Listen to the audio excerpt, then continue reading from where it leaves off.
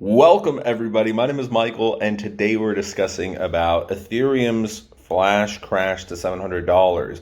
So for all of you who have been living under a rock, Ethereum went to over $2,000 and now it has suffered a crash, but it wasn't to $700 because that would mean tens of billions of dollars just disappeared within not a day, but within less than an hour. And that didn't happen. Sure, it crashed down to 1,400, but it didn't go down another half. It didn't go down to 700 and then return back to normal within a few minutes. So what happened was there was a flash crash, and this didn't happen on any other exchange except none other than Kraken. Margin traders on Kraken are outraged after a flash crash triggered wholesale liquidations while the exchange was also inaccessible to users. So people weren't able to control what was going on because the exchange itself crashed.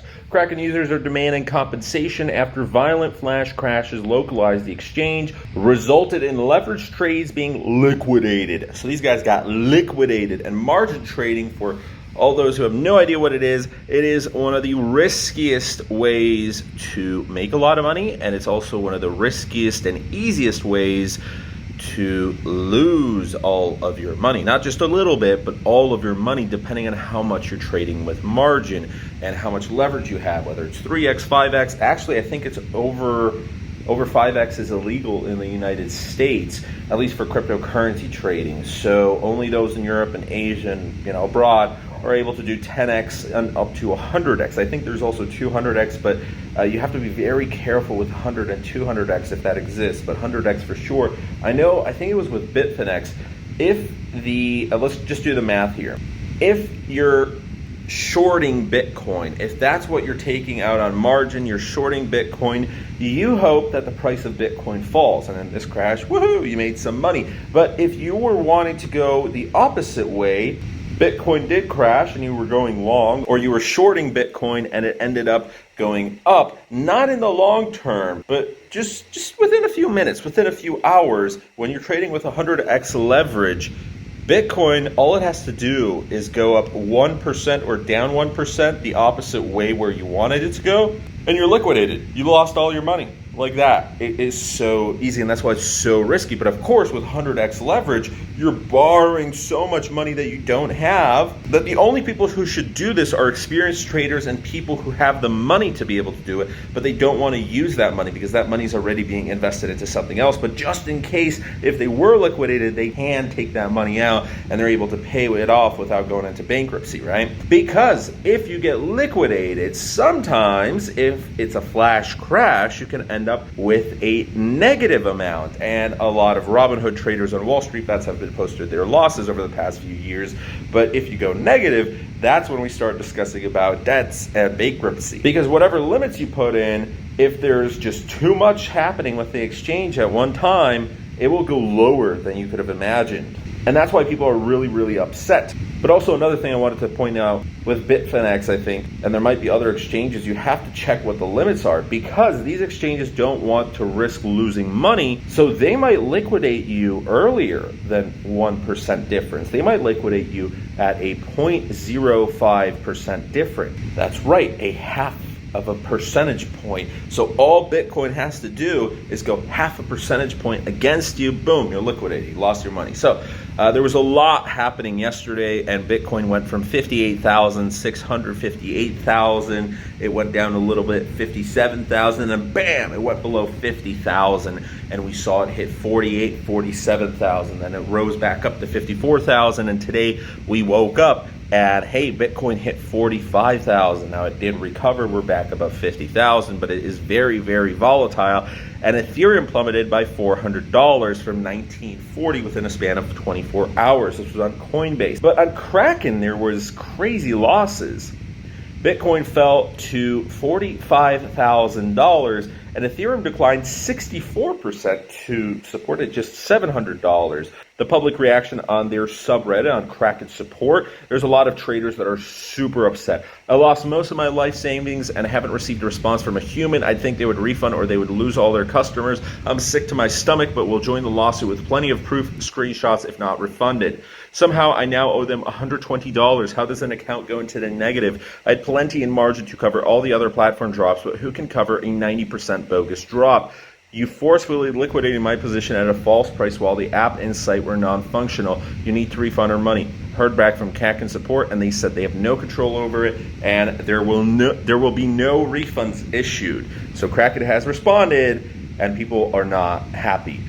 Other platforms that were trading in Ethereum and they saw the quick decline also did comment, except, for example, Nexo was a little bit different. Nexos, a service disruption at an exchange partner's end resulting in trading anomalies, has led to some Nexo clients' Ethereum balances getting incorrectly liquidated.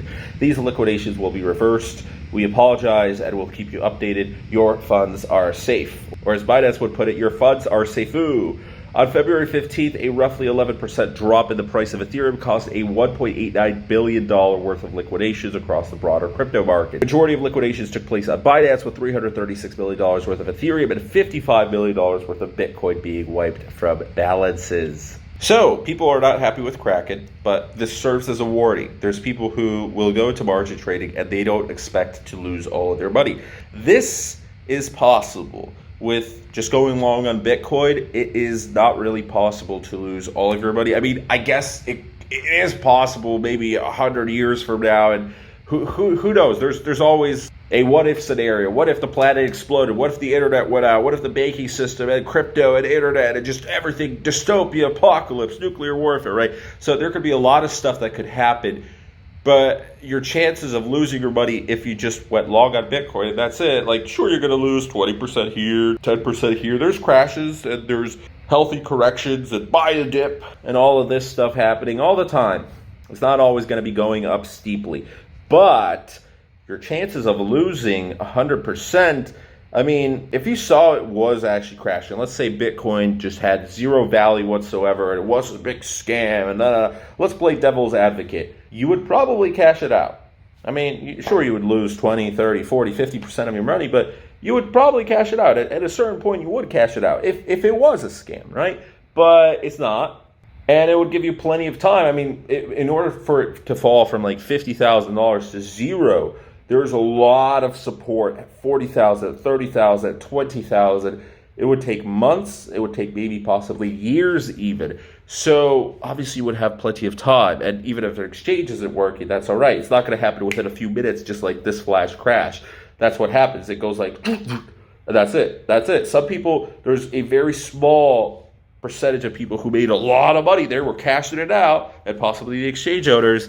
And then most of the people lost money, just huge amounts of money. They weren't even able to log into the platform. So when you're trading in DeFi, when you're trading on margin, there is always small chance, but there is that chance, a few percent chance that you could 100% lose your money. And that is something to be terrified. That's why you have to study it. That's why you have to be an experienced trader. That's why you're not going to be overextending and trading too much. But whenever you're borrowing money, there's always risk to be had. Of course, there's people who make millions and millions of dollars, but that's why I've never margin traded before. And that's why I'm not planning to margin trade anytime soon. I'm not a good trader. I lost all my money in 2018, and that was just from a few cryptocurrencies. That wasn't Bitcoin. If I held my money in Bitcoin, I'd probably be well over $100,000 right now, possibly even a few $100,000 right now. But I didn't do that. I wanted more money at a quicker pace than Bitcoin was giving it to me, so I invested into assets that later went down 99.9%, such as Indahash, or there's other cryptocurrencies.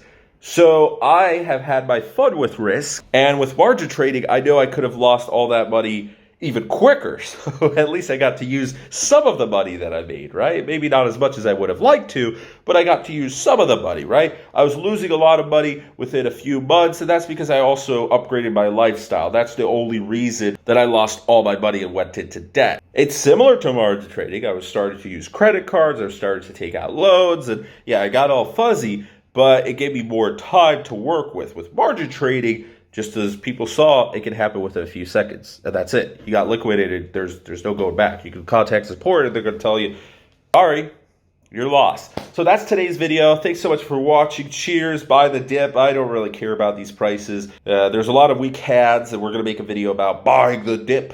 right after this one. So, by the way, the weather is beautiful outside today. It is 18 degrees Celsius. Man, I hate that this winter there was only a few days where there was beautiful snow. I want it to snow. I want it to be cold. I want to still wear my coat, but I guess that's not happening. So might as well accept summer. I don't want spring. Let's just get straight into summer. All that I care about is summer and winter. That's it. Thanks for coming over. If you're new to the channel, hit that subscribe button, leave a like, comment, share, and we shall get to 1,000 subscribers before summertime, hopefully. Cheers.